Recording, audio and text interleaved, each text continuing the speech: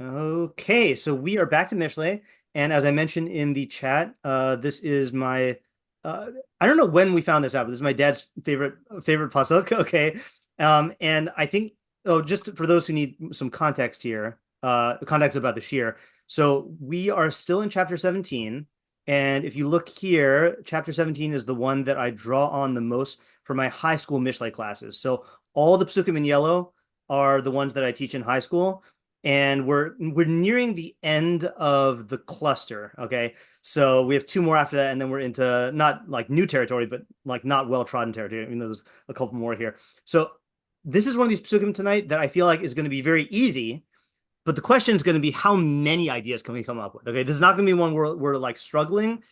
And I think how many and like how are we going to get any like surprises? You know, any like creative surprises here? Okay, so the pasuk says.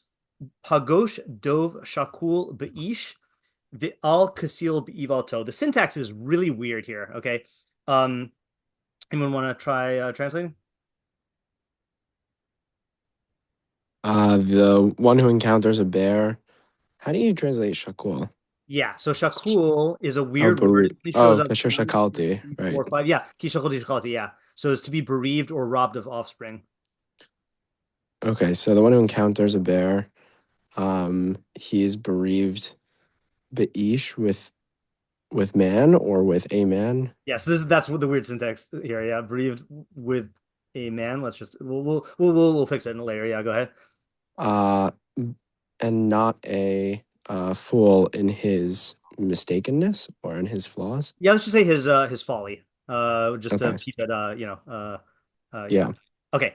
Yeah, okay. So here so the main way to read the pasuk is going to be easy, okay? There are some nuances and I don't know how much it matters, okay? So first thing here, we're going to go right to the minimalist mafarshim like we usually do here. Okay. So first Metzudas Tion says pagosh is in pagia. It means encountering, okay? Shakul is misha banav mesim karui shakul. So someone whose children or offspring have died, I guess offspring if you're talking about a bear, is called shakul, kmo lotie mishake la. Like it says in Shemos 23:26, there will not be a bereaved woman in all of your land, meaning a woman who's lost her kids. Um, okay, so that is okay, so actually, how do I want to do this here? So I'm gonna go like this, okay? I think the simplest translation is a bear encountering I'm gonna use the word bereaved. Okay, a bereaved bear encountering a man and not a fool in his folly. Okay, so again, it's a weird sentence, and we have to kind of like fill in some blanks here. Okay, which we'll see them do in a second here.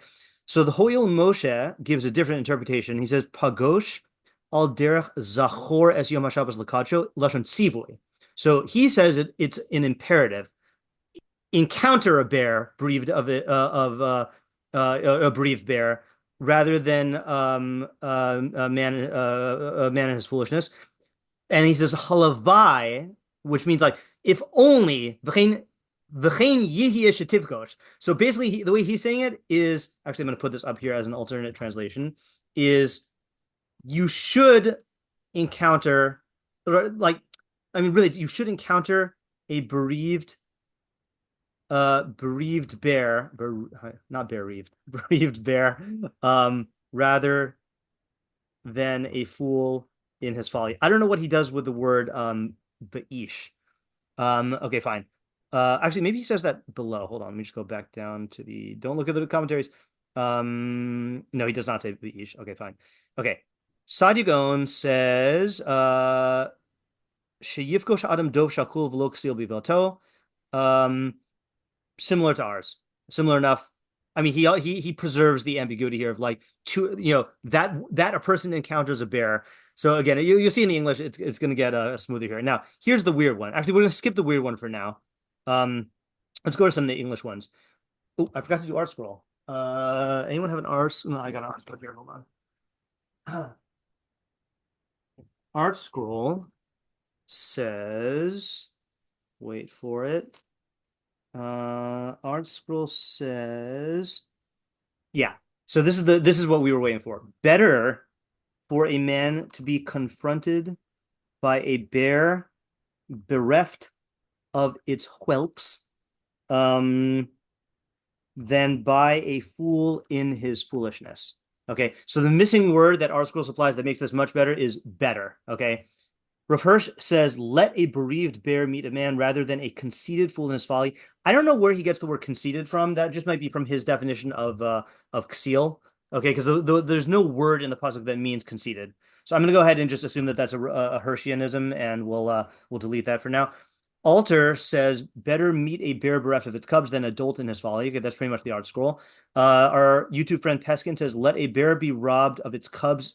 Let a bear robbed of its cubs encounter a man, but not a fool with his folly. Okay, so I think that's pretty much the same thing. Okay, then the Targum, the Aramaic translation, says like this.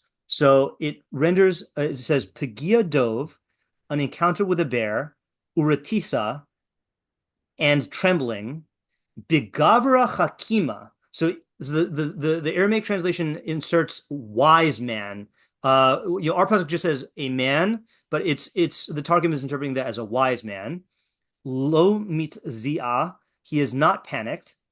Vesichla, but a fool, bishat yusei, in his folly, nafel, falls. Okay, so the way the Targum translates it is in the encounter with a bear, a terror-inducing one, does not shake a wise man, but a fool in his foolishness falls. Okay, so that's a radically different translation than the ones that we have. Okay, I'm just going to move these things around here. And I think I saw one more, which I only saw right before shiur started. Don't look at any of the commentaries here. Hold on. The Ramosha Kimchi. So the Kimchi family was a family of grammarians. Okay, so they they have opinions that are rooted in like actual grammar. So he says like this. He's the only one I saw who translates shakul differently. So he says shakul is kitam galmud, is like the word galmud in Eov, which means solitary. Vatam tov lifgosh dov shakul v'galmun migurosav ba'ish. It is good to encounter a bereaved. See, it says bereaved bear here. That's the ChatGPT. Solitary from its lairs, migurosav, I think, in a man, then and let him not encounter a fool at the time of his folly. Okay, so the way I would say this here is this is Moshe Kimchi. So I think he's saying better to encounter a lone bear, okay, than than a fool in his folly, okay, or something like that. Okay, we can clean these up in a little while. Okay, so these are basically our options. So let's go like this. Let's say like this is the raw translation: a bereaved bear encountering a man and not a fool in his folly. And then art scroll, I think, is the pshat, or in just not pshat, but like the standard translation. Better for a man to be confronted by a bear bereft of its whelps than by a fool in its folly. Hooyl Moshe, you should encounter a bereaved bear rather than a fool in his folly. Moshe Kimchi, better to encounter a lone bear than a fool in his folly. And the Targum, an encounter with a bear, a terror-inducing one, does not shake a wise man, but a fool in his foolishness falls. So I'm going to copy and paste this into the chat. And let us now have our questions. Yes, Yosef. This is a methodology question, but Yeah. I'm curious if you use this is something I've incorporated into my learning, the NRSVUE. It's a Christian translation of Tanakh that's like pretty well researched. Do you, do you use ever use I this don't. translation? I use when I use Robert Alter's translation, he will often quote the Christian translations if they are like noteworthy. And Okay. so and it's not like I have any like opinion like a position against it. But it's just not on my my roster. Yeah. Gotcha. Okay, fine. Yeah, yeah. Okay. And if anyone's wondering, how can you consult the Christian translations? Well, I'm reading right now. One of my cabin books was, where is it? Uh, hold on. Don Isaac Abravanel, an intellectual biography. And he had regular correspondences with the Christians about language. I mean, about other stuff, but like about language, because they were students of Tanakh, and like they had opinions, just like now, like you have secular people who study Hebrew and Tanakh as well. Okay, what are the questions here? Questions and problems. What are we talking about? Okay, It's just a so really basic question of like, what's the air? What are we? A very are you general asking like level. what area of decision making is the pasuk addressing? Because like we're talking about Yeah. okay, yeah, right. So what is the decision making scenario slash subject here, right? In other words, it's not about bears. The bears are either a mashal or a hyperbole, but like encountering, no, I'll just say it, you know, encountering a fool in his foolishness is vague, and maybe we'll translate that into other questions. Yeah, Rifki. So I have two questions. Yeah, One is this really true? I mean, I know like we're saying, I usually we like taking yeah, things pretty literally, yeah, right? right. In other words, like I wouldn't want to encounter a Yeah, bear. I would not. I mean, maybe from far away, but like not close enough Yeah, to get eaten, you know? right. And then my second question was the Ariel question, which is like, yeah, like, we know that we don't want to be interacting with seals. Okay, so duh. Isn't it obvious uh that interacting with fools is bad? Okay. Okay, yeah, Avital.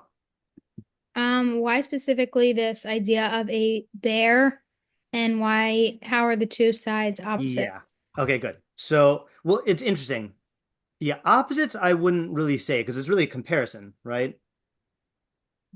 I mean, Um, let's put it this way. According meaning to our why one, scroll, yeah. yeah, go ahead. Oh, I was just gonna say like why is it like once why is it why would you prefer to meet the second one over the first one? Like Okay, why are right. those the two things? Okay, right. Okay, so yeah, why why specifically a bear? Okay. Is this just I guess like a I'm gonna go ahead and use the Hebrew here. Dove shakul. Okay. Also, why Why is specifically bereaved, like with the bear yeah, right. aspect? Why Because it could be like specifically an angry bear or yeah, like a mother bear. right. So why specifically a dove shakul? Oh, by the way, that's another thing also that we didn't I didn't say. I don't think this is gonna matter, but everyone who addressed gender here in the Mefarshim that I saw said that this is a mother bear. But the weird thing is that it is a masculine noun, right? Dove. So, but apparently dove can mean a female bear also. Okay, so uh that's funny. You got cases where like people name like there's like like trends that rise up every once in a while, like naming their daughters like masculine Hebrew names. I've never met a girl named Dove. Right? That's an interesting one. Okay, so why specifically Dov Shakul? Why bear? Why bereaved? Okay, and then better in what sense, right? That's anytime we have a pasuk that says A is better than B. That was actually the first pasuk we had in our chapter, right? Better a dry piece of bread with tranquility in it than a house filled with contentious meat. So better in what sense? And I think I'm going to place Rifki's question here, right? Is it really better? Um, yeah, in other words, is it really better?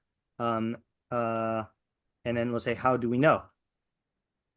Okay. I saw Racheli posted in the chat who is being commanded if it is a command. So I think that's a good way to say in general, even if it's not a command, who is the intended audience? Sorry, who is the intended audience of this pasuk? Okay. Next is my dad. Maybe the same observation that the last person. I'm not familiar with wildlife as being presented in Mishlei. I haven't seen that. Yeah, it's not so common. I mean, I can think of a puzzle with a lion, and I think there are a couple ones with birds. Okay, but yeah, it's not a. Oh, ants? Aren't there Oh, there's ants? ants. Yeah, I mean, I don't consider ants wildlife, but yeah, Well, but I not think that's yeah, people. right. Yeah. Yeah, right, yeah, yeah, yeah. It's a good question. I mean, I'm gonna put this into the question here of I guess is is there any significance to Mishlei, like referencing exotic wildlife? Yeah. Okay, Rifki? Yeah, so I'm not sure if you would include this in the decision-making scenario, Yeah. but like I want to know like what are we or like the subject doing, and also what is the seal doing? So I'm not sure if you were including that. Yeah. Okay. Yeah. So I think the question is, let's ask our standard question. Because have we had a seal yet this year? I feel like we have. Yes, we had it 2 weeks ago, or two pasuk ago. So what what is the definition of seal? Okay, fool in this context, right? And just again refreshing us in Mishlei methodology. Sometimes Mishlei uses these terms in a very generic way that fool is just the bad Mishleic actor, but sometimes it uses it in a technical jargony sense, you know? So is this being used generically or in a technical sense? Okay, and then we have the question of what exactly is the fool, is the seal doing, right? What does, how does, yeah, I guess what does in his folly mean in this context, right? In other words, like, aren't fools always in their folly, right? Aren't fools always in their folly? Excuse me, folly. And then, like, and does this imply that it's okay to encounter a seal when he is not in his folly? Yeah, Yosef. What kind of encounter is this, and why are we using the word encounter? Right. That is also a good question. Yeah. So the funny thing is like encounter, I feel like I don't know, I can't speak for anyone else. What happens to me is like you read the first half and you're picturing someone encountering a bear, and a bear encounter. I mean, you can ask the question there also, but I feel like we would all know. Like, I feel like if we're in this situation, you're not gonna be like, am I encountering this bear? Is this defined as encounter? You know? And then what it does is the Mishlei like takes that and then just zooms right into encountering a fool, right? So I guess the question is, let's put it here. Actually, no, let's put it here. Because that's the connection. What does encounter mean? It's pretty obvious in the context of a bear, but what about with the fool? And that is kind of part of the question of what the decision-making scenario is, but I think it's a good question to stand on its own also. Okay, next is Alex. Kind of an expansion on the intended audience. I'm just curious if there's a like Mishleic archetype specifically, or if it's general, because I could imagine there are people for whom Exil is way more dangerous than a bear, Right. and just those who it would not be. Yeah, right. Okay. Is the audience like I guess like are I guess how can I make that? That was a good observation. Let me just try to think how to word this. I guess do encounters with fools pose different risks for different Mishleic archetypes? See, this is why I was intrigued by the Targum's translation, because he is the only one who interprets a word in the pasuk as telling you who the audience is, which is, or not the audience, but the person encountering the fool here, which is a wise man. I'm sorry, hold on, I didn't say this because it was obvious in my mind. All the other translations are comparing encountering the reader of Mishlei, encountering a bear versus encountering a fool. The Targum, not only is he adding in wise man, but he's making this about how a chacham encounters a bear and how a fool encounters a bear. You know, so he's not even in the Targum. The Targum is not even making the chacham and the fool meet. So it's it's almost like it's a completely different pasuk. You know. And by the way, just to address the kind of question that Yosef was asking, what I did do is I did check out the Syriac Torah and the Septuagint to see if there was a different version of the pasuk that had chacham in it, and I couldn't find anything. So it seems like this is an interpretation. I don't think it's like coming from a different textual tradition. Yeah, Racheli. That was actually going to be my question. Like, I was just wondering how the Targum Yeah. got. Yeah, so those are the two routes. Is that either that what we just quick crash course, even though we've talked about this last year, I don't think we talked about it this year, is we use what's called the Masoretic text, which is the text of Tanakh that was like ratified, that was officially made halachic by the Anshe Knesset HaGedolah, you know, in Bayis Sheni. Okay, But there were other, Shlomo HaMelech lived hundreds of years before that. So there were other textual traditions that were around, and even Chazal knew about these traditions. And so sometimes, and the Targum predated sorry, I shouldn't say the Masoretic text was finalized by them. Sorry, I misspoke. There was an official halachic text that was decided by Chazal and by Sheni in the Second Temple era at the beginning, or the Anshe Knesset HaGedolah, and then the Masoretic, the Masoretes, the Bali Masorah were these scholars in I don't know when it started, the 7th, 8th, 9th century, around that area where they formalized the official version of Tanakh that we rely on today. Okay, so the Targum was long before the Masoretic texts, and the Targum sometimes preserves different traditions that were from within our legitimate traditions. We just didn't decide on it as the halachic version of Torah B'chsav. So sometimes he's getting it from that, but sometimes he's just getting it from Ish. In fact, quick Devar Torah on the Parsha. You got to do Parsha crossovers whenever you can. So Shemos opens with Ve'ela Shemos b'nei Yisrael habayim Mitzrayim Es Yaakov Ish ubesu bao. So each Ish and his household came. So these are the names of the children of Israel who came to Egypt with Yaakov. Each man in his household came. So I think it's the Sforno, because I think this is his thing, that he says anytime it says Ish, anytime it says Ish, then no, anytime it names a person, then it means that it's a prominent person. So he learns basically that these were the only people who were righteous enough to extend Hashem's good hashgacha over Bnei Yisrael. But then after that, things went downhill. So the reason I'm bringing this up is that sometimes the word Ish means a person who is on a higher level, and so I think that's where the Targum is probably getting it from. Okay, Avital or Yitzi? Yeah, I'm wondering about what the word pagosh, like the verb form or whatever it's called of pagosh, does it mean an encounter of a bereaved bear with a person? Like it's defining what the encounter is, and if so, then it seems like it's comparing dov shakul be'ish to a ksil b'ivalto, meaning there's the dov shakul that's encountering the ish, and then there's the ksil who's confronting the ivalto. Oh, that's interesting. The parallel to pasuk.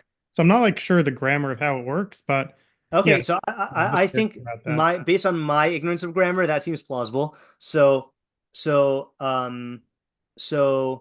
you could then just get rid of better then, right? You could just say, you could keep it with ours, which is a dov shakul encountering a man, and a fool, a ksil encountering his foolishness. And I think the thing that supports your reading the strongest is the bet, right? Bit ish and bit yivalto. Yeah. And then you could put the word better. What? It would be rather than a ksil encountering. Well, so you could say rather than, but you could also just say it is like. Doesn't v'al mean not? Oh, sorry, and you're right. Yeah, not. You're right, and not. Yeah, I forgot about that. And not a fool is foolish. Yeah, so rather. So a dov shakul encountering a man rather than. Yeah. Okay, you're right. Right. Okay. Ariel.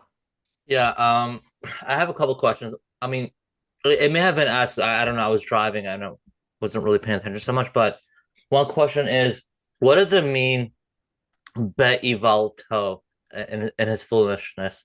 Yeah. Aren't fools? A fool is a fool. Right. What is right? They're always in the naturally right. in his foolishness. So Yeah. That's a good question. We did ask that, but that is a good question. Okay, and the other question is what's unique about a bear as opposed to a lion or any other animal in the right? So we asked that one also. Oh, okay. Yeah. No, that was good questions though. Yeah. Who's the audience? Who's the audience we got? Yeah. Just to help you out, maybe I'll post the questions that we have in the chat. All right. Wow, it was at least we're doing good. At least we're doing good. Yeah. One question that I think you could say. Anyone have any other questions before? I don't want to think yet. There's one thing that I want to do before we think. There's one question, which maybe this was implied in why specifically dov shakul, but I think we should ask. Following the derech halimud taught to us by our Rebbeim, ask what before why, right? So what is a dov chock-full?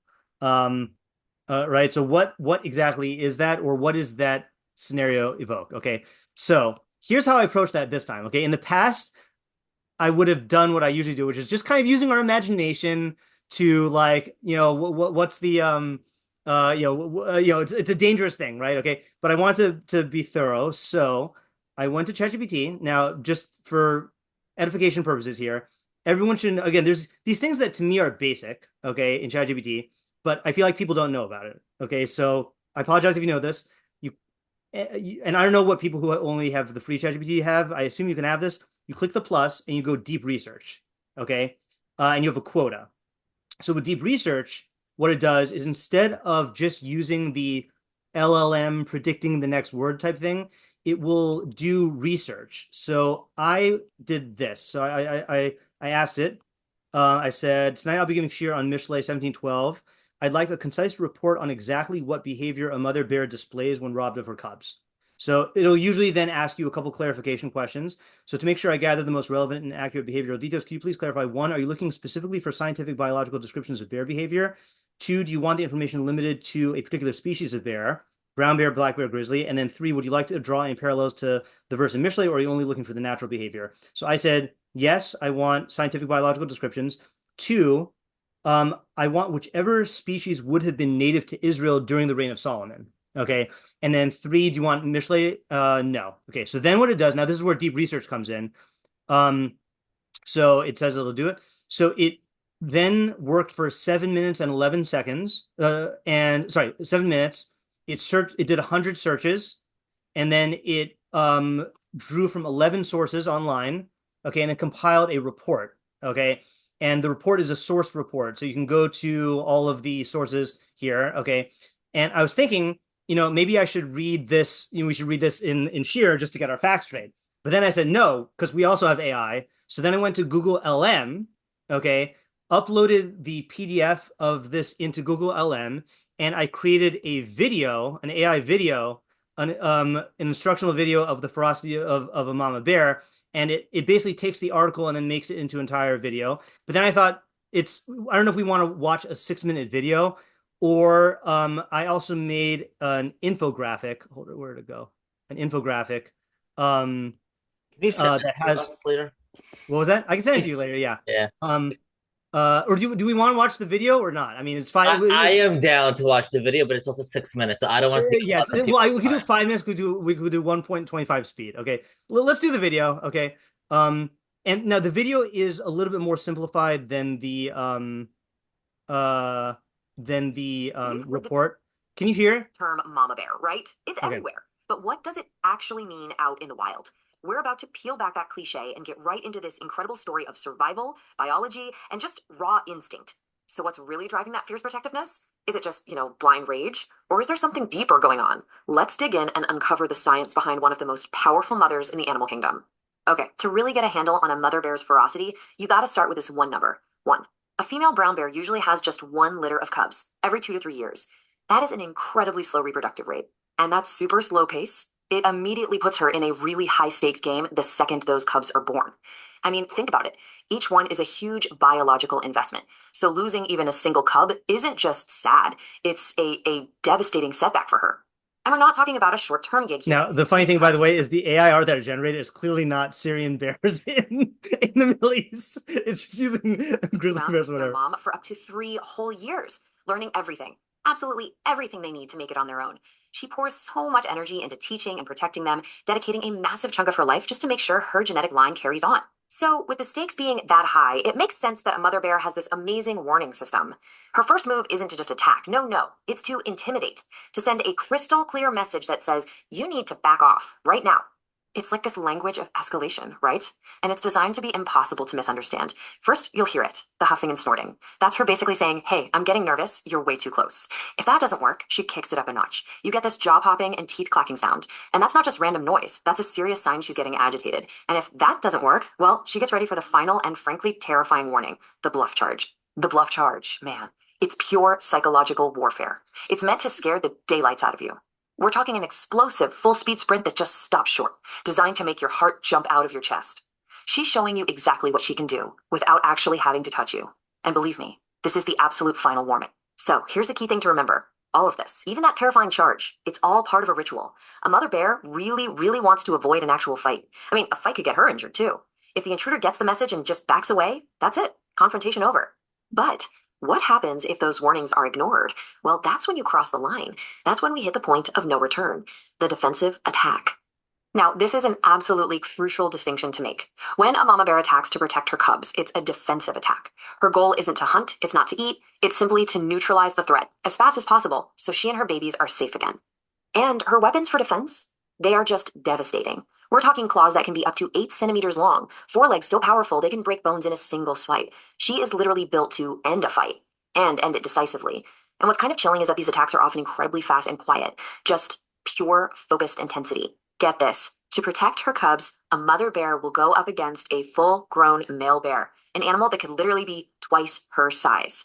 This has nothing to do with a fair fight. It's about absolute, utterly fearless commitment. And that commitment could get her killed. This quote really drives it home. She is putting herself in mortal danger. She's willing to risk her own life. And that raw intensity just shows you how incredibly important her cub survival is to her. But, threats aren't always some other animal or a human. What happens if a cub just wanders off? Her instinct completely shifts. It goes from defense mode to a desperate, laser-focused search mission.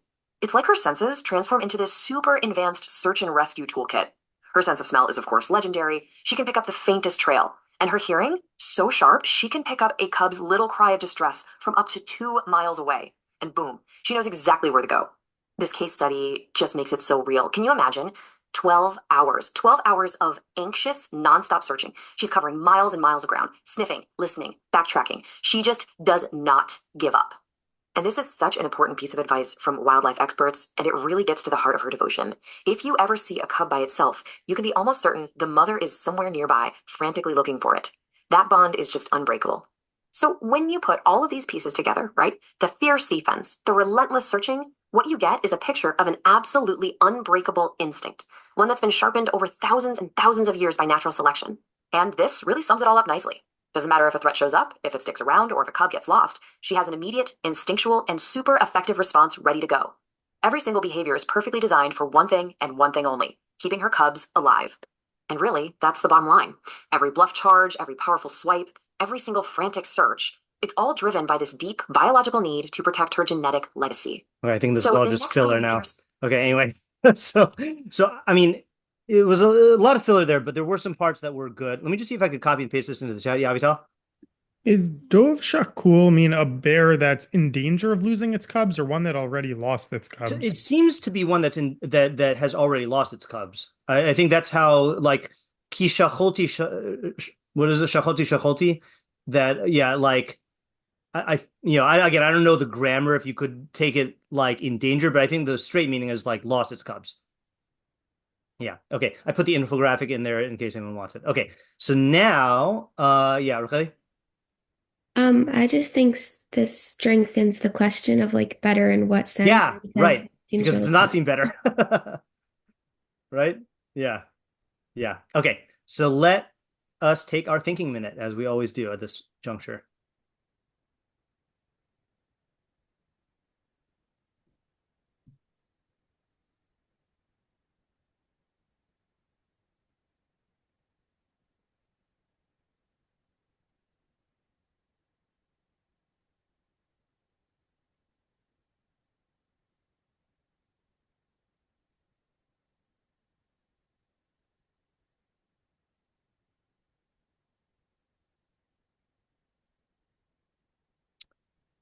Okay, so before I open the floor for ideas, I am going to tip my hat a little bit here and say that there is a Mishlei methodology point here, which I'm only going to say now because I know it's going to emerge, and I want to organize our ideas around this, which is that anytime you have a pasuk that says better this than that, sometimes it is conveying a specific idea.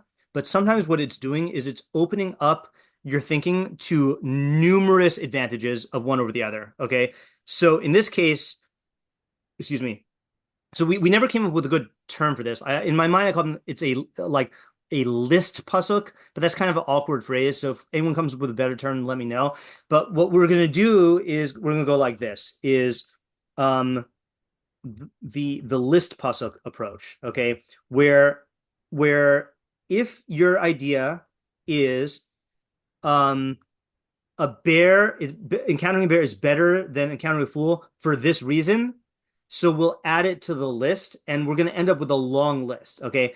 But if your idea is not like that, then we'll summarize it like we usually do on the side. Okay, Alex, you're up. So from the start, I think the imagery of a bereft bear is really succinct here because that's something that's very obviously dangerous, right? Yeah. But I think the specificity of a bear is interesting in that, as it said in the info video, whatever, bears will oftentimes like strike to intimidate first so you go away, right? Right. But with a fool, you don't really get like a warning shot. Like if they're gonna ruin your life, they're gonna ruin your life if you fall into it. Okay. So is that one idea or two ideas? I think it's an interconnected idea. Like the bear is better than the fool because with a bear you get a warning shot and have a chance to get away in theory. Okay. So all right, so let me put it that way, and then it's possible that's gonna split into two ideas. So Dov Shakul is obviously dangerous, and gives you a warning shot before it actually harms you. But a fool, I'm gonna say a seal, will not be obviously dangerous and might permanently harm you without warning. Yeah, okay, good. That is a good idea. And I think, and so this is an example of like a list pasuk idea, right? So like that's just here's why it's better. Yeah, Ariel. Yeah, I was thinking kind of, I guess, similar, but maybe just to point out that I think with a beer, there's at least a system that and how to go about a beer. Right. Like there's a protocol, there's like you're able to predict the outcome. Yeah. Right. And but with the fool, he's so consumed with this foolishness that by definition he'll just say things that's crazy, that's not reasonable, that doesn't make any sense, there's no logical outcome. I might as well just hang out with an animal. Okay, so I understand your first half, or the first part. I'm going to ask you on the second part for a second. So with the bear, there's a system. Bears behave in XYZ ways and not in ABC ways. That predictability can give you an advantage. Okay, an advantage. Okay, but Ixiel is not predictable in the same way. Okay, and might do crazy things. Is that what you're saying? Yeah. Okay, if you're saying something more subtle, then let me know. But yeah, I mean, I wouldn't focus so much on predictability. Well, when you said there's a system, what did you mean? I just mean maybe I am some predictability. Yeah. Okay. Yeah, Yosef, you wanted to add? I mean, my idea is like very similar. So okay, sure. Go ahead. I just figured. But yeah, I was just thinking that in terms of an encounter with a bear, right? The danger is evident, and the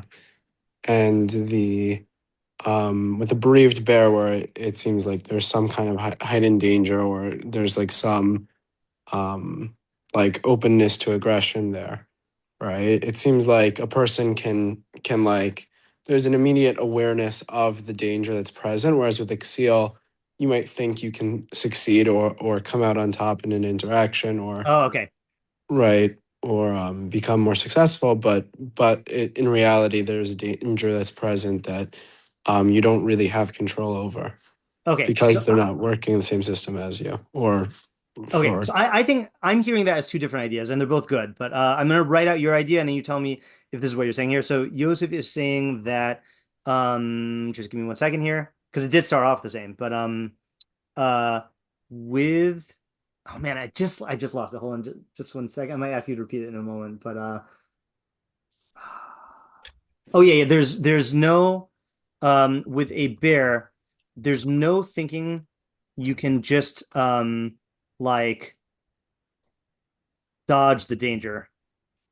But a fool can, I don't want to say can lure you into a false sense of security, but you might get lured into a false sense of security with a seal, and then get blindsided.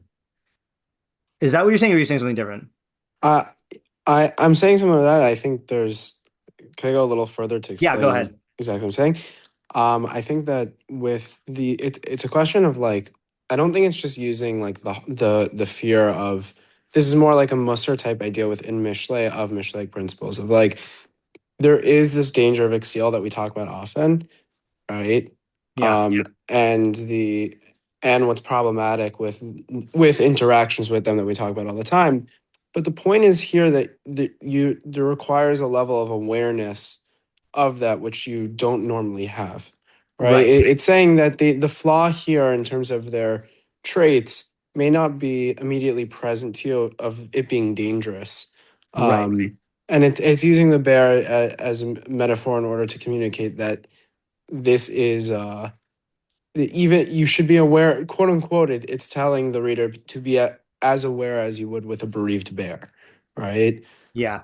And it's that's kind of the way I'm taking it. Okay, yeah. So in other words, to really guard against a seal, you need a constant awareness, even when the situation doesn't seem dangerous. Unlike the bear, which it can easily see is dangerous, So like, and even the student of Mishlei, who knows that fools are bad news bears, can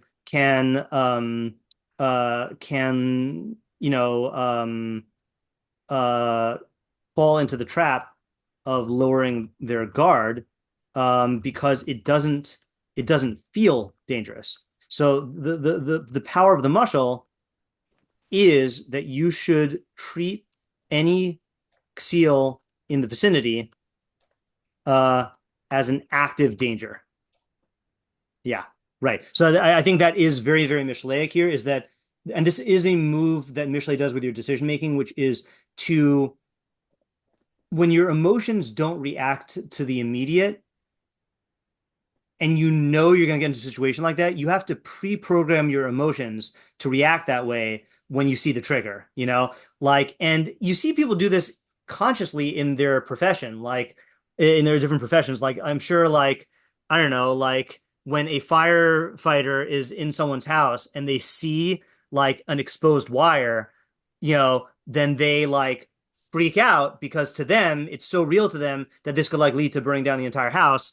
But the average person doesn't have that on their radar. So same thing here. Like the average person knows, like, okay, so and so is like is a seal, but like, what's the big deal? Like, if he gets foolish, I'll just like get out of the way. But no. It's not gonna be like that. He could burst into foolishness at any time, or the foolishness could be operating under the radar.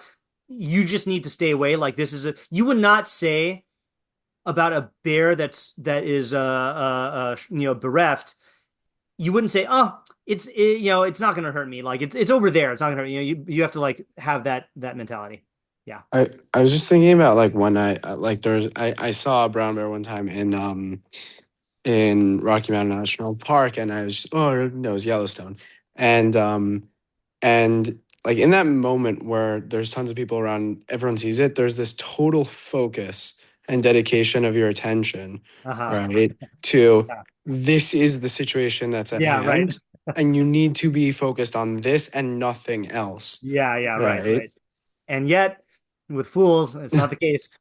People don't do that. Yep. Yeah, Avital or Yitzi? Matt? Oh, yeah, Naomi? Yes. So a bear, it's obvious that a bear can be dangerous, and it's obvious that it's a bear. But how do you know that a person's a fool? That's a good question. Okay. So I think it's a great question in general. I think our pasuk is not answering that question. I think that our pasuk is relying on other pasukim in Mishlei that diagnose or that talk about fools. They have identified a fool already. Exactly. Yeah, this is talking. Okay. So if you have not identified this person as a fool, then there's really nothing you can do. But if you've been trained, so there's like this. If you've been trained in Mishlei, you'll be able to identify a fool. And there are cases where, like, let's say here's a case. You're driving in New York. You don't know the person in the car that's in front of you or behind you, but there's nothing you could do about that. But if you know that the person who's going to be driving you and you're going to be a passenger, then you can avoid it, you know? So I think that was an important question, though. Okay. Yeah. Avital or Yitzi? Yeah, I just had like a comment. I don't know if it's more with Alex's or Yosef's idea, Sure. but with the like words of, let's say, seal in specific, I know we described it in high school as being like somebody who thinks very short termly, like that's a big aspect of like being a seal, versus like with a bear that you're encountering who's bereaved, you know, if you mess with this, then like you know the long-term consequences. That's very clear. Versus with the seal, you only really know the short-term, meaning like like you could know short-term what's going on, but like long-term, that's not in his plan. And so therefore, like kind of better that you should know the long term of what you're getting yourself into than just like having this short term vision, even like meaning like that those two like aspects of it being short term versus long term effects. Okay, so I'm hearing the relevance of the fool. The seal definitely thinks in the short term. So I got that. And I got that I feel like I'm seeing the elements of what you're saying, but I'm not really seeing how they come together. Yeah, I don't have a more specific question than Yeah, that. with the meaning like better that you should know your long-term effects are going to be like doomed basically than that your like your short-term effects like okay, like it might be in his interest, but like it's just better that you should recognize the like doom of a long-term decision than like the I want to try to formulate it better maybe. Yeah. I feel like I'm picking up on your intuition, but it's not clicking yet. So yeah, think about it and let me know. I also feel like maybe you're saying a different idea. Like I started on the first foot with trying to like put it under one of these ideas, but I think you're saying a fourth idea. Uh, Um, Roshima? yeah, Yeah, sorry, can I just qualify my sure. idea really quickly? Yeah. So I think what I'm trying to say is, yeah, there is a system, but the reason why I'm saying this because like you know, you're I think the lesson is it's going to teach you how to, differentiate between different dangers, different like with the beer, like like that is something you're able to handle because it's predictable. Like you're so I'm willing to go into that knowing what the outcome will be. So I'm choosing my battle. Right. But the second half of the pasuk is you're not gonna necessarily know, how to handle that appropriately because it's not based off of it's not rational. It's not even it's not you see it's not even maybe this is why it's comparing it to a beer. It's not even emotional. A beer is totally it's an emotional reactive state which is resolvable, right? But with the fool and his foolishness, he's not he's acting from a place of irrationality, but also with like confidence to it, and it's not necessarily just emotion. If it's just emotion, you could solve it by satisfying the emotion. Yeah, it's like it's different. I think that's a good idea, but I think that's a separate idea, which I'll put it in separate words here, which is the bear is responding to something in reality that can be addressed, but the seal is responding to something in his own psyche that can be totally irrational and not resolvable by any effort on your part. Like in other words, if you give the cubs back, like let's say the cub was taken from the mother and you give it back, so then the mother's not gonna like the situation's over then, or like if she lost her cubs and then she finds it, fine, but the seal, if you say something that evokes some deeply seated insecurity because his father used to like berate him, when he was a boy for not being as good as his older siblings, you just triggered that, but he's not reacting to anything in reality. He's reacting to his own psyche, Yeah, Rivki? So I think what I was gonna say was basically what you were just saying. So do you want me to wait or Yeah, go ahead. No, you can say it. Yeah, go ahead. Yeah, No, that's one of the difficulties of this list puzzle thing is it's not like it's discrete approaches necessarily. Like it's all just a cascade. Yeah. Yeah, so I was gonna say, like, I literally wrote down, like, I don't know why I think this is funny. It's not funny, but like the bear doesn't actually care about you. Like the bear, the Okay. bear has like an objective in mind that like the bear wants to make sure that like its like little family system is like being taken care of, right? Whereas the seal, Was that IFS language? basically, Family yeah, system? yeah, exactly. You know Yeah. how it is. Yeah. But the seal, I think like that's what I think was very similar to what you were just saying. Like that is not what is going on in the seal's mind. Like the seal like just sees like whatever like he wants to get out of the situation. And like even if you have literally nothing to do with it and it won't like impact him in one way or another, he's gonna try to like rope you in and like get what he thinks he wants or what he thinks will excel like his goal, which is Yeah. why the bear is better. Yeah. So here's the thing. You could say your idea as part of Ariel's idea, but I think the fact that for the bear it's not personal introduces another element because we've seen that the seal is so egotistical. And the puzzle that keeps coming to my mind is, and maybe this is just because this is the first puzzle that I ever teach in Mishlei all the time. 1416. No. Yeah. 1416. So I don't know how we learned it in our shiur when we did this, but Chacham Yarei V'Sar Meira Uksil Misaber Oboteach. I feel like we did this recently. A wise man fears and turns away from harm or evil, but Iksil makes himself enraged and is confident, or makes himself pass through and is confident. And what we said there is that the Iksil has this deeply seated belief that reality should go his way, and that's where the confidence comes from. And that's also where the he will force himself through even when there are indications that he shouldn't do this. Or he's also angry because anger is the flip side of when you don't get what you want, and then you take it personally. So once the ego is involved, then there's just no limits to what a person will do for vengeance. And that's why I think yours conceptually it's related to what Ariel's saying because it's both talking about the seal not operating in reality, but I think ego is a separate thing you should think about when you're dealing with the seal. Like, and just ego does not stop. Like Haman, went really far. Hitler went really far. The Kims go really far. It's like yeah. Okay. That I is what I saw. was focusing on for sure, by the way, like the ego aspect. Yeah. Okay. Good. I But think a bear is instinctual. That's how they're made. They're not made with an ego. Right. They don't have an ego. Right. Exactly. But man does, and he's out for himself. The bear is possibly protecting because they know that's their instinct. Right. Whether she's protecting her cub or she lost her cub, and that's why she's enraged, that's instinctual. Yeah.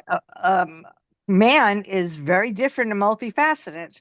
That's actually part of what I was thinking also, that like the bear is doing what Hashem like wants the bear to do, whereas the seal is not like fulfilling that obligation.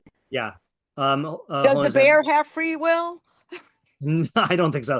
No matter which way we slice it, yeah. So the bear's instincts are oriented towards protecting its young, but the seal's instincts are self-centered. Yeah. Alex, did you have your hand up, or did you do the party sign earlier?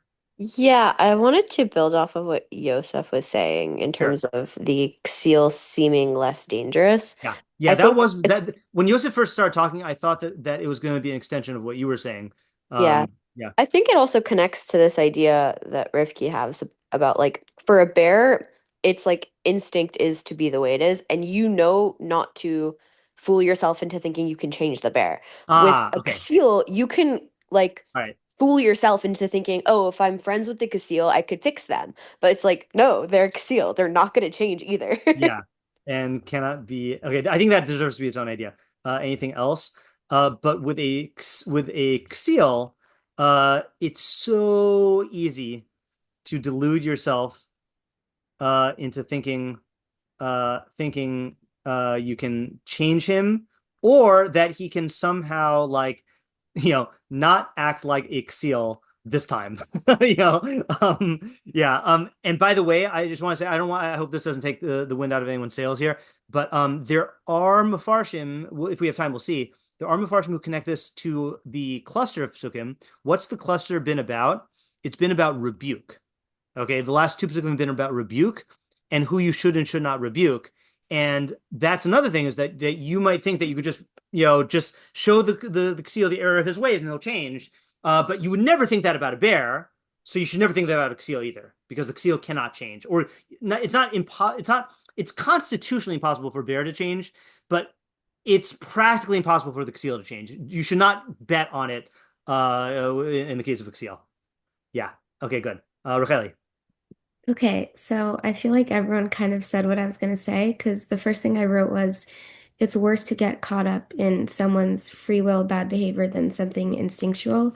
I think the big thing that I think there's another idea in there, by the way. I think this is just to point out, Okay. everyone has thought they've been saying ideas that have been fitting under everyone else's stuff. But like, I think there's something you can go in there. Yeah, go Okay, ahead. so I'll just say what I thought of and we'll see. Basically, I think a big thing that I noticed is the two encounters, like one is with an animal and one is with a human. Yeah.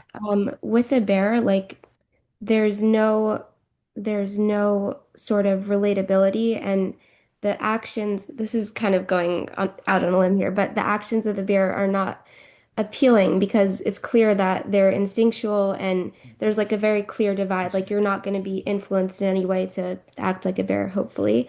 But the bad behavior of a fool is more tempting because you share the common ground of being human and having the same temptations of short-term thinking, unrealistic thinking, whatever it is, that it's easier if you get involved with a seal to end up mimicking or copying or getting influenced by him. Okay, that's good. So, so you don't identify with the bear, which makes it easy to stay on guard, and to act counter to the bear if need be.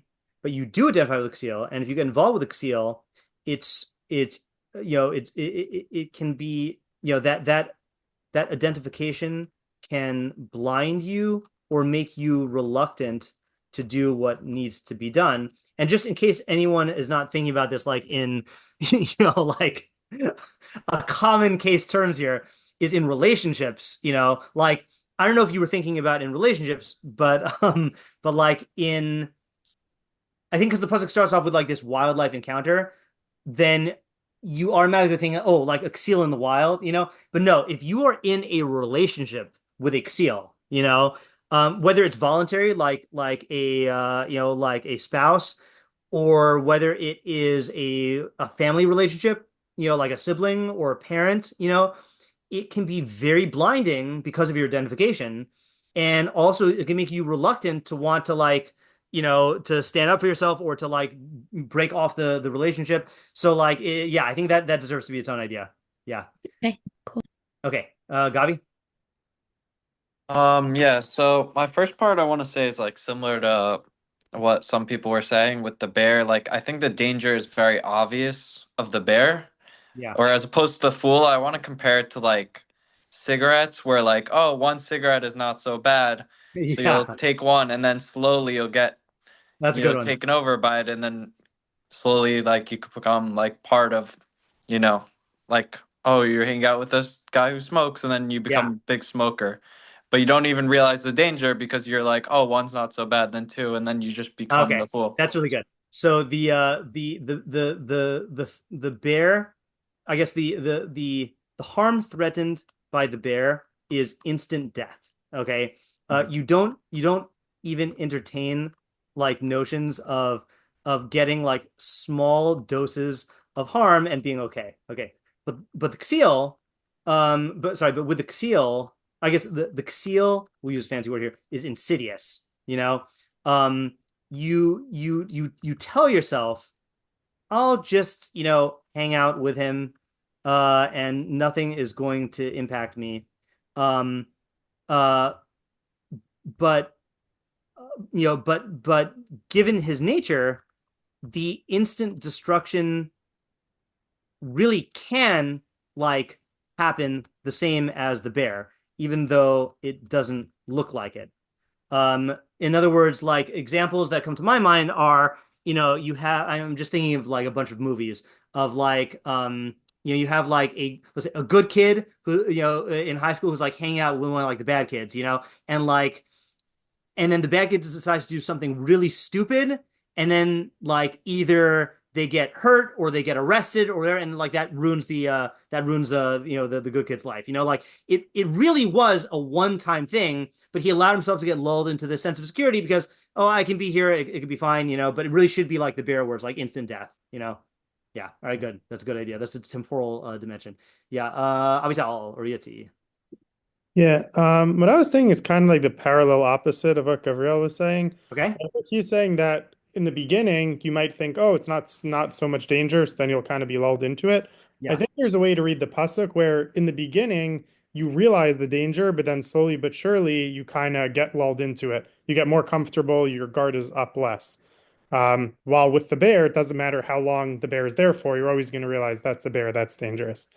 And I think there's actually a support for this reading. Wait, I'm confused. Isn't that what Gavi was saying? I thought what Gavi was saying is that in the beginning, you don't have such a fear of the seal because it's just a little bit, but then things snowball and then you get wrapped up.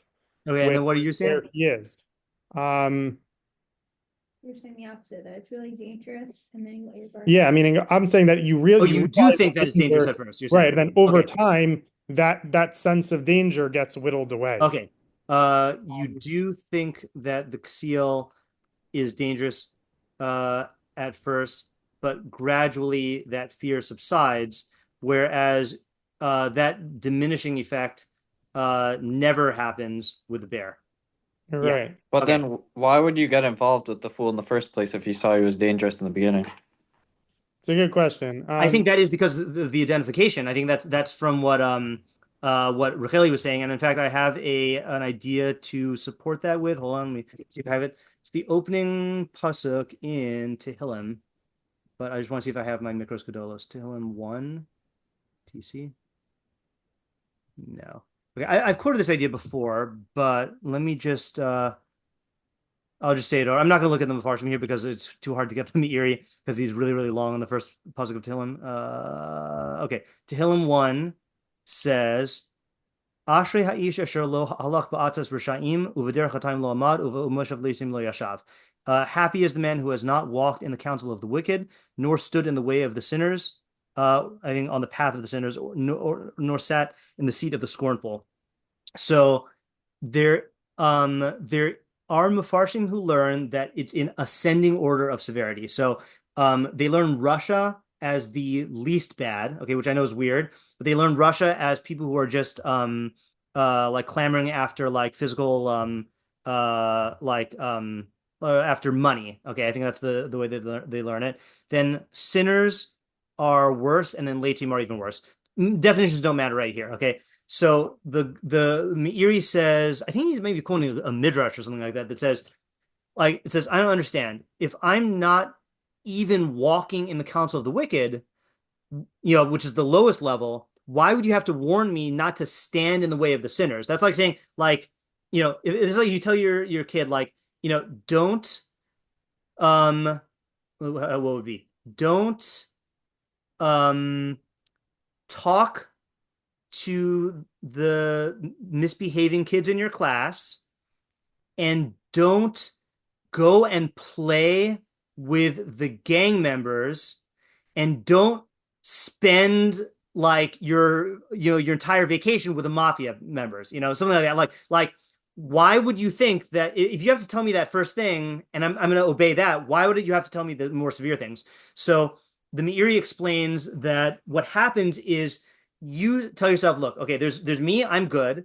Then there's this level 1 bad guy, and then level 2 and level 3. Okay, and I'm not going to hang out with any of them. But what happens is you start hanging out with level 1 because you identify with him. You see certain aspects of yourself in him. Oh, we like the same music. Like, oh, he's really not so bad. Like we have similar circumstances. So then you start hanging out with him. But you say, but I'm never going to hang out with the level 2 people. But then now that you're closer to the level 1 people, and the level 1 people are in the proximity of level 2 people, you start identifying with them. and then that division starts breaking down, and then you're like, oh, there's nothing really wrong with hanging out with them, and then the same thing happens with three, so I do think that even though both of you are saying the opposite in terms of pointing out opposite phenomena, both can happen. And I think it's nice how the bear counters both of them. Yeah. Can I add one other thing? Yeah. It's a little bit of a grammatical point, Sure. but I was excited about it. In terms Yeah. of the word pagosh, Yeah. I looked in the Chumash because like the word like shamor and zachor come up in like the Ten Commandments, Yeah. and it has the same vowelization. Yeah. And Rashi there says that like zachor and shamor means like continually remember, continually meet. And over here, pagosh That's nice. like has that of like continually meet.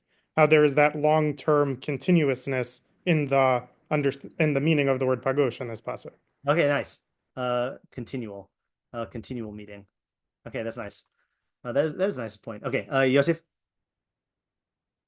Yeah, just in terms of shot, I think that there's a pushback into certain interpretations, but I think the fact that it's a bereaved bear is presenting this threat as not predictable, like in contrast to a bear that has children. Meaning like the fact that it's bereaved actually seems like it's an unhinged bear. Unhinged bear. Right.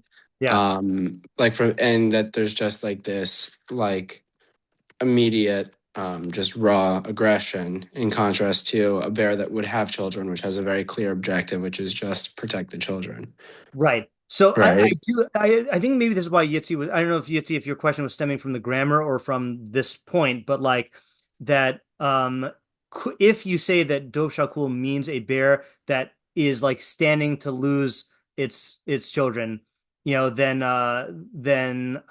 like I realize I think that's what I've been thinking of it as, even though we translate it as bereaved, but I hear what Yosef is saying though. Yeah, I think it's I feel like I don't know, like I feel like that's the more intuitive shot, that it's a bear that is whose cubs are threatened, Maybe I'm just projecting into that from like the standard image. But just because I was thinking of kasher shakalti, it seems like the way shakal is used is actually dafka when children are lost, right? Right. Where like it doesn't want us to be thinking of this as a tamed bear, where it's Right. a bear that has children. This is like a bear that's like mad with grief, basically. Exactly, Yeah. right. It's an uncontrolled one, which makes the imagery of aggression that much more immediate, which is that this bear is acting almost without any predictability, right? And it's just raw aggression rather than like a directional or directed threat. Okay. It's just any encounter with it is going to be bad. It's not. Okay. It's not just. There's no specific approach to it. It's just immediately it's bad, and yet still the seal is worse. All right. So, I don't know if this is me saying an idea that is unique to this, or if this is like, I can say this as its own idea. I'm gonna just sneak in one of my ideas here. So, and this is what I was alluding to when Naomi and Racheli both mentioned free will here, is and this is kind of an extension of Ariel's, actually. I'm gonna put it closer to Ariel's. Actually, I don't know. My approach is that the wait, is this literally what Ariel said? Hold on. Oh, no. I was just gonna say what Ariel was gonna say, which is that I'm just gonna add to the explanation here, is that human beings have free will and don't have a nature that dictates specific courses of action, which makes it much harder to guard against. And like basically what I was thinking, the reason why I was thinking about what Yosef said is like Ariel is saying that it's a contrast, that how the bear is going to predict when its cubs are threatened, but you don't know how the fool is going to react.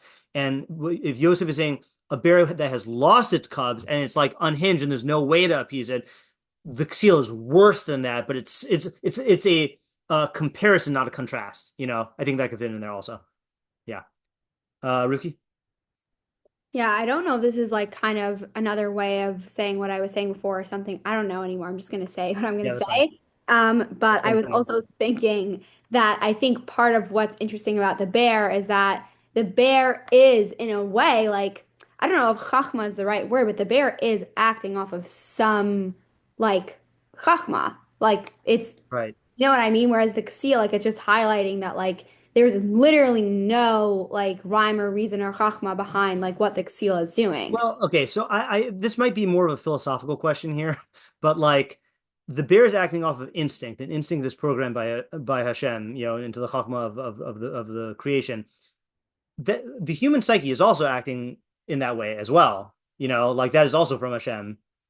Um, you know, The seal is using it in a negative way. Like you can still, that's based off of the free will thing. Like you have chachma, the ability to have chachma, yeah. but the seal is not using it in that way. No, but what I'm saying is that the like the analogy that I think I first read from Jesse Fishbein of like why is it that a deer freezes in the headlights? Like stupid deer, like you're gonna get hit by the car. Well, the reason why is because the deer has been programmed through millions of years of evolution to freeze when there's a predator that can only sense motion. So the instinct is beneficial, but in this weird scenario of cars, it's detrimental. So same thing when the fool is acting off of its instinct, those instincts, and I've been thinking about I has a lot, that's why, but like those instincts did serve it at a certain point in its life, like it is very good that human beings seek immediate pleasure and avoid immediate pain. That's how babies learn, but the problem is that, and it's also good that we are egotistical because you need to care about yourself, otherwise you would never survive. But the thing is that the fool is stuck in that immature mode when he should be progressing beyond that. So I guess maybe I don't know if it's because I'm viewing the fool too compassionately that it's also a bria of one of Hashem's creations, but I view it the Nicer than same. me. I'm like, throw them to the bears. Like we don't need them. Yeah, yeah. I know. I hear the point you're making. I guess I don't know. To me, it's too similar to the bear. Yeah. Yeah. Rivka. So I'm not really comparing the fool to a danger. I feel like with the bear, like all we can think about, the bear is defending her young and she's or is already lost and distraught. There's a sense of danger and doom, but with a fool, it's just like, if it's just not like a smart thing. It's not a true encounter. It's not anything that's dangerous as immediate as a bear, but it's just like not something worthwhile to really like put yourself into. So I disagree with that, and I also disagree with that reading of the pasuk because I think that's why. Let me put it this way. I think that's why the pasuk is comparing the fool in his foolishness to a dangerous bear. So if you wanted to give a different interpretation, then I think the question would then be why a bear bereft of its cubs, which you can answer. Like I don't think that's insurmountable. But I do think that a fool is extremely dangerous for all the reasons that we're saying, because they are really they're not thinking long term. They're thinking egotistically. They are willing to do anything to avenge their hurt ego. I mean, like, I think these are all very dangerous things. We could come up with examples of this. I mean, insert your favorite or least favorite egotistical politician who has gotten in a foolish mode and made, decisions that have had drastic consequences. you know, these are real world consequences that can happen. So I think it is dangerous. So the textual thing, I'm open to other interpretations, but I disagree with your statement that the fool is not dangerous. If that's what you were saying, yeah. Yeah, no, that's fine. I just wanted to say because I Okay, don't. I'm glad you I said it. feel Yeah. like we're just like automatically equating it with danger. But yeah, if you think it through, it can be dangerous, but we might also be reading into it when it might be saying like something else. I don't know. Yeah, no. So that's why I think there is an opening for saying what you want to say, but you have to come up with some other quality. Like the way Rabbi Moskowitz always used to say it is like every mashal, is highlighting one quality at the very least. Here it's many, but like so when you say, for example, like, oh, he eats like a pig, you do not mean that he rolls around in the mud. You mean that he's messy or that he is doesn't care about social things. So like we've been seizing on danger all of these interpretations have been seizing on danger, and then our only question was what danger. If you want to give another interpretation, you just have to figure out what other quality it's saying, and then give another interpretation there. So that path is definitely open. Okay, I'm gonna give. Oh yeah, Rif, you have another one? No, just a question. Sure. I'm just wondering, maybe we'll see it in the Mefarshim, but what would the alternative to the list approach be? I don't know. I mean, I'll give you one thing, is it sounds like the Targum has a completely different approach, right? Which is actually, you know what? I'm gonna give an idea for the Targum really quickly. Just anyone have an idea for the Targum? An encounter with a bear, a terror-inducing one, does not shake a wise man, but a fool in his foolishness falls. Yeah, Alex? I mean, I think that plays a lot on the idea that Ariel had, where there's with I do think also, yeah. bears, there is this natural approach and this algorithm for getting out of the danger the bear creates, right? And a chacham is able to get out of that fight or flight state and like act logically with the threat in front of them. Whereas the ksil will be overcome with their emotions and then not be able to save themselves. Yeah, exactly. I think that's one idea. Yeah, that's really good. I think that's the first or primary idea. I have another one, which is it's the complementary one to this, is I mean, I know Rifki is gonna remember this, I think. Which is the movie Bridge of Spies with Tom Hanks. There's this excellent character who has this excellent line. And yeah, the movie is about this. I'll have to post it in the chat later, the clip. But like, based on a true story, this American citizen is accused of being a Soviet spy. You know, and the evidence is like compelling against him. And Tom Hanks is the character played by Tom Hanks is the lawyer who has to like represent him. So. And this is during, you know, the Cold War, and like everyone's against this guy. So Tom Hanks goes and he explains to this guy like the stakes, and the guy just calmly says, "Okay, okay." And then Tom Hanks says, "You don't seem scared," you know. And the guy says, "Would it help?" You know. And he and several times throughout the movie he has that retort of like you don't seem worried about this. You don't seem frightened. And he's like, "Would it help?" So my idea is like the Chacham recognizes that, you know, giving in to the terror is only going to cloud his thinking more and put him more at risk. You know, in fact, I'll quote Gavi's father. I don't think I heard him say this, but Mark Goldberg. I have heard people say in his name that if you're going to be in like you know, certain areas of like trading, you know, I don't know, come on, I don't know trading well enough, but like there's basically two emotions that you have to be on the lookout for: greed and fear. And you have to be able to operate rationally and not be seized by greed or fear, you know, because as soon as you get in the grips of greed or fear, you just start making bad decisions and you become, you know, preoccupied with the short term, and then that's it. So like the Chacham realizes, if I allow myself to like give into the fear right now, my decision making is just going to collapse, you know. So I call this complementary to Alex's, because I think the real Chacham would work with both. Like he would know, okay, how can I think proactively here, but also like I have to not give into this part of me that is like just panicking. So who asked the question of? Oh, refuse your question. What would the not list idea be? So you see how that's like not a list idea? That's like a separate idea. Like, yeah. Okay. All right. So I want to give one more list idea, and then let's look at some of the Mefarshim here. Okay. So my list approach thing is range. Okay. So the bear might chase after you, but if you get in a helicopter and go to a different country, you're safe. Okay. But a ksil has no true limits. You know, he can find ways to make your life hell from afar, especially nowadays. You know, like even in Shlomo Melech's time, you know, you could still like, what was it?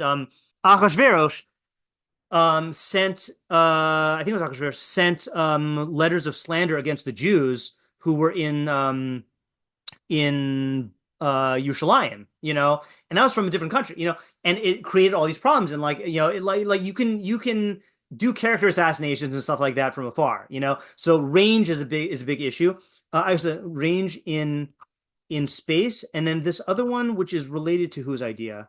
Related to, I forgot who else's whose idea is range in time. Okay, and I don't know this for sure. I don't know if this is covered in the Google report or the ChatGPT report, which is that the bear might forget what happened, or that it was you. I don't know if bears forget. I know elephants don't forget, but I don't know about bears.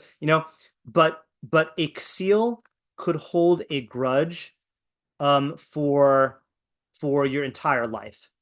So the seal is unbound in space and time in terms of being a threat. So I think those are two more. Yeah, Avital? Well, I just have a comment on that, and then I had like back to my other thought. Yeah.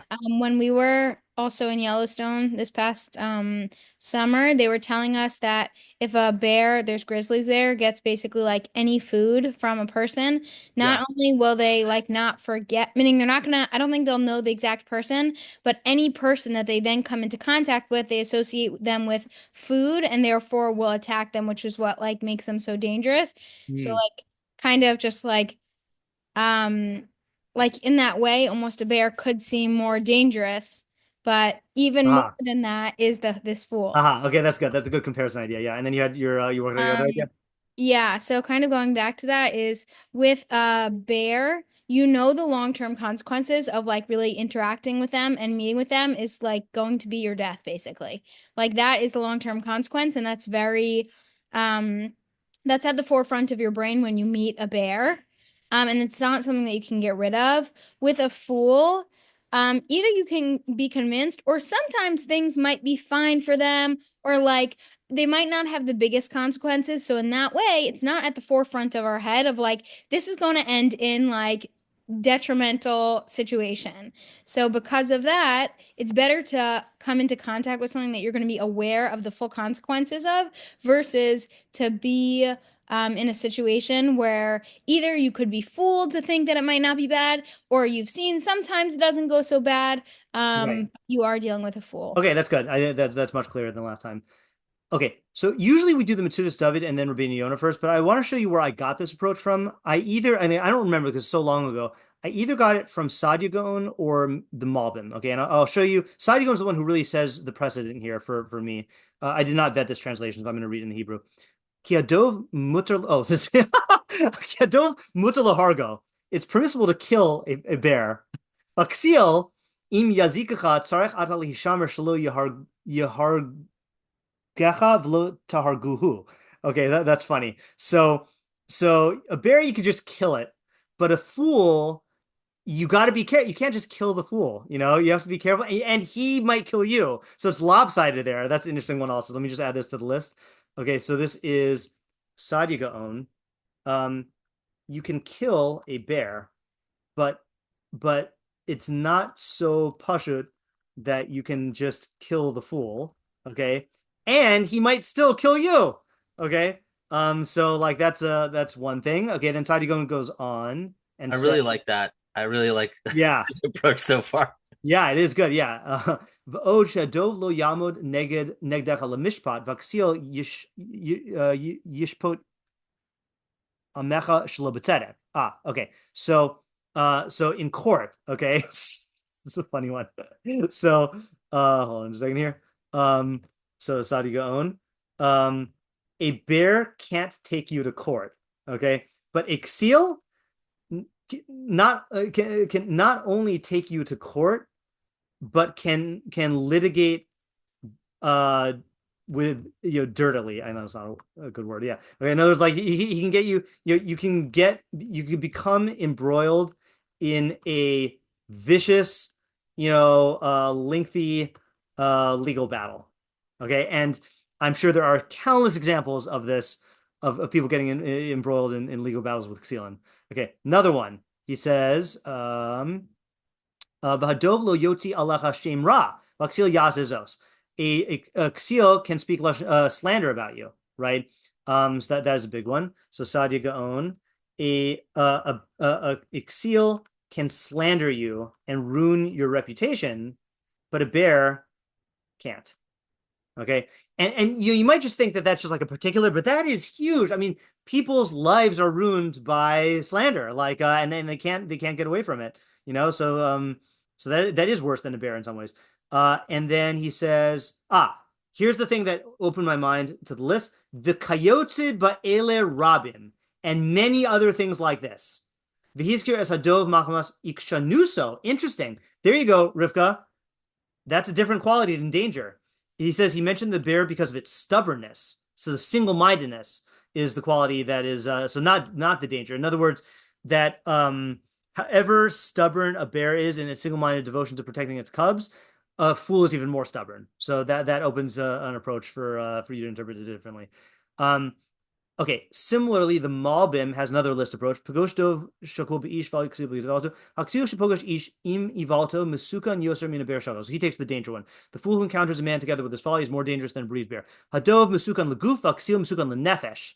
That's interesting. A bear is dangerous to the body. The fool is dangerous to the soul. Now, I don't know if he's taking a specific definition of ksil here. Yeah, Joe's haven't changed. Where I don't know if he's saying that there's a specific. I don't know what he means by dangerous to the soul. I'm just not sure about that. Hadov korea sagur libo lahoti adam v'hu korea sagur libo lahachni sham. Oh yeah. So this is different. Okay, he's saying he's taking ksil as an intellectual or religious or philosophical enemy, not a. He's saying a ksil bi'valto means like a fool who has like false and dangerous ideas. Okay, that's different than our approach. So a fool is dangerous to your soul. Okay, a bear tears open your heart to get the blood out, but a fool will introduce his skepticism and his doubts into your soul. I mean, psyche is definitely related to it, but I think he does mean mind because when he says sphekos is your doubts. I think the way the Malbim uses it is intellectual doubts. And I know where he's getting it from. So, okay, Malbim has a weird view of the word evil. So, evil means fool. Malbim learns that evil comes from the same word as ulai, which means maybe. So, he learns that an evil is a skeptic, and evalto is skepticism, and it's philosophical skepticism. So, there is emotional stuff involved, but he's saying that the ksil will infect you with with his skepticism. Hadov yinatzuchenu b'hadam lifami betzido, v'ksil lo yinutzach. So you can trap a bear sometimes, but a ksil you cannot be victorious over him in his skepticism. Hadov yaniach as adam lifamim. A bear will sometimes leave a person alone, but ksil lo yaniach ivalto b'shum ofen. But a ksil will not leave his folly alone. Okay, so this is not the approach that we were taking, but I just want to show this precedent for the list approach here that he's not giving. This is again, Malbim usually gives one approach, but he's just rattling off a list, and so that's my precedent for it. Okay, let's do. Why did I highlight Emmanuel Haromי? Oh yeah, here we go. This is another one.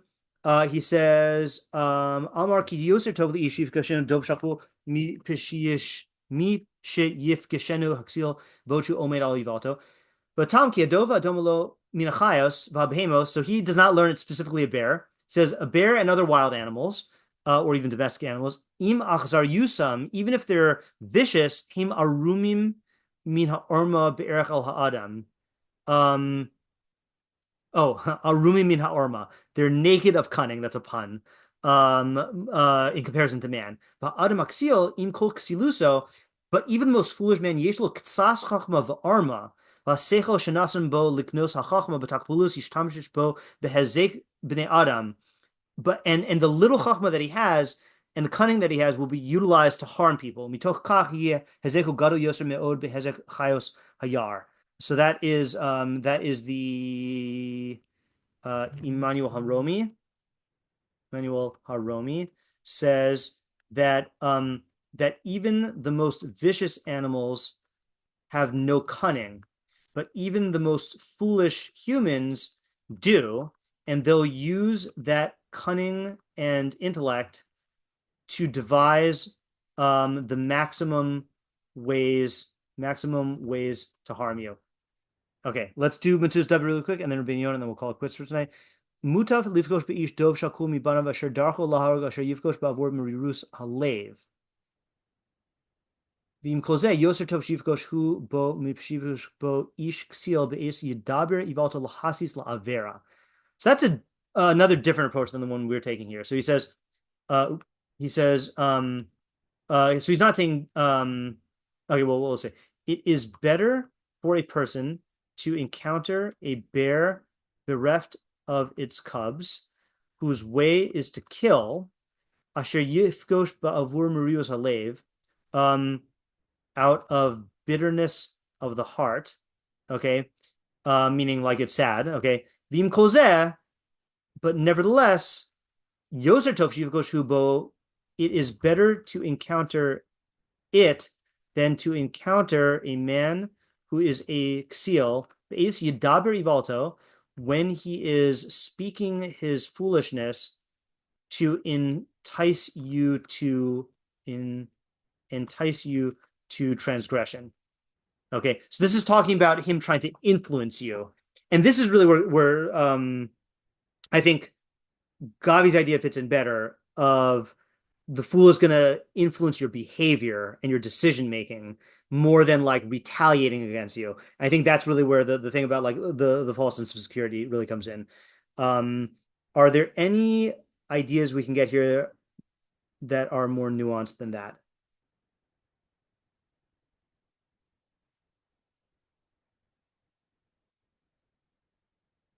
I mean, one thing I'm just going to add here, just going to our other definition of ksil, okay, is Rבינו Yona in Mishlei 1:5.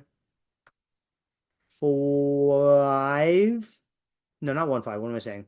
1:22. 1:22 defines ksil as like, a long time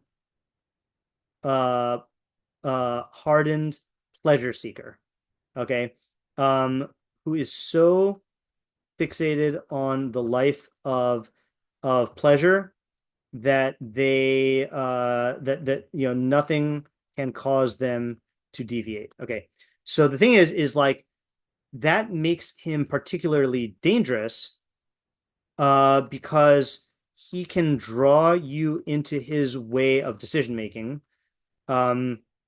and is good at building up the fantasies of pleasure that can be tasted through transgression. Yeah, Rivki? Yeah, also, I think it's just interesting. Maybe I just didn't see it in other ideas and it's hitting me now, but that the bear in Metzudas David seems like it's like kind of like if you died from a bear, like because of what the bear is sad about, then like that's kind of it. But this is saying that with the seal, that it's gonna actually make you like have even more negative long-term consequences for like averas. Right. Okay. So instead of death, which is one bad consequence, the seal's harm will infect your decision making and lead to a whole like tree of bad decision paths with lots of bad consequences. Okay. And then I just want to do the Rבינו Yona, this last part says something that no one else has said yet. So he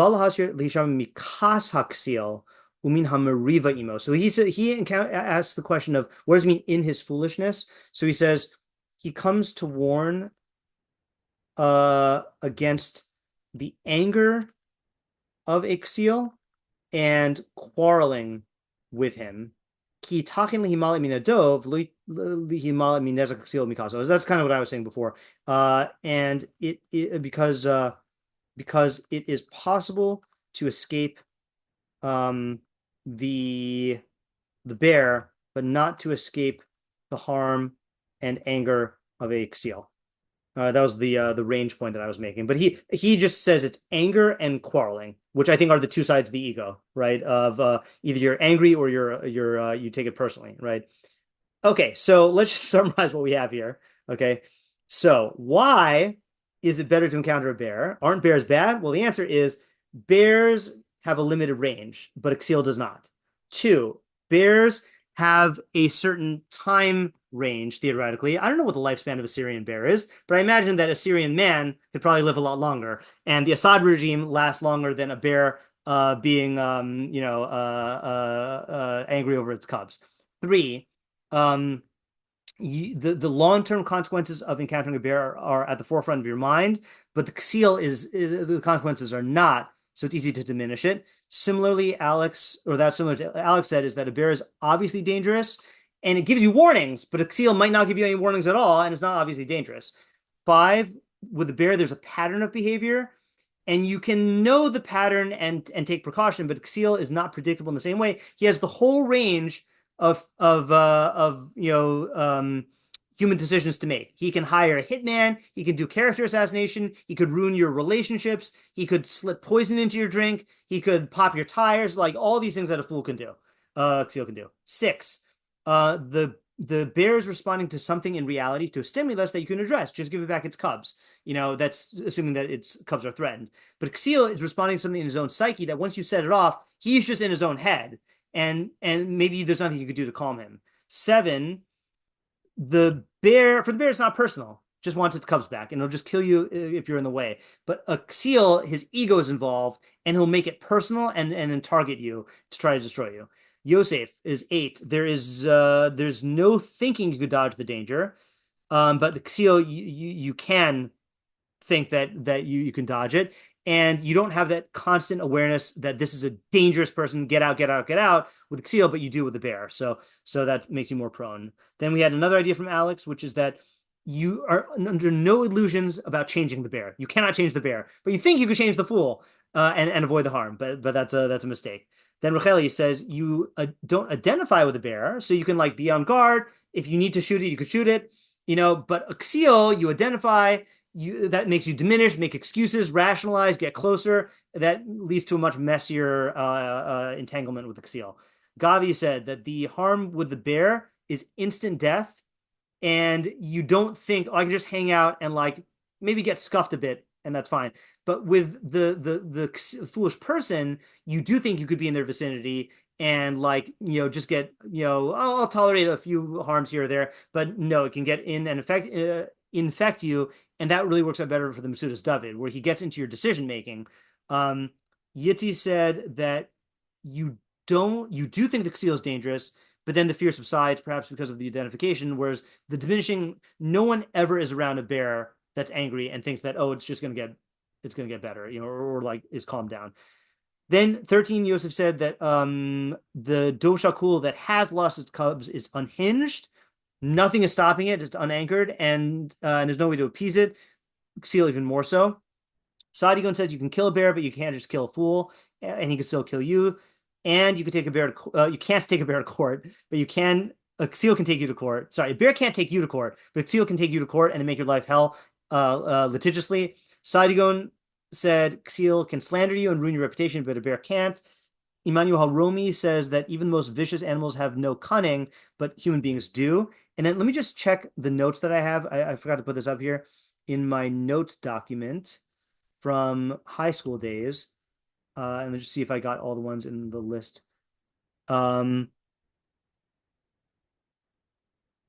Yeah, these are things that we said.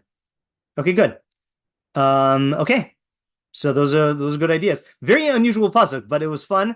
And I think this might be, if you're ever looking for a good starter pasuk for someone who's never learned Mishlei before, I think this is really good because it's not so hard to interpret the pasuk, and it's very easy to come up with real world applications.